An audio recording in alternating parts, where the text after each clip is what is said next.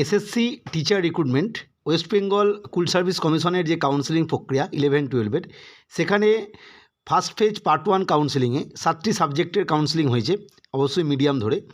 এরপরে এসএসসি পুনরায় তাদের টেন্টেটিভ শিডিউল প্রকাশ করেছে সমস্ত ফার্স্ট ফেজ কাউন্সেলিংয়ের পরবর্তী প্রক্রিয়ার জন্য।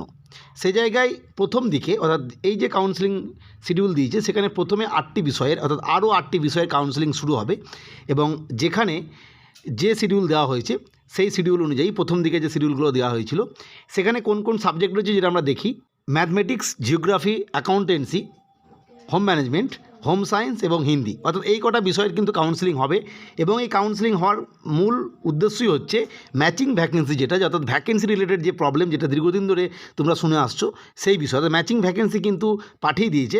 এবার এই 8টি বিষয়ে যেখানে শূন্যপদ টোটাল 3078টি, সেই 3078টি শূন্যপদের এরপরেই কাউন্সেলিং হবে।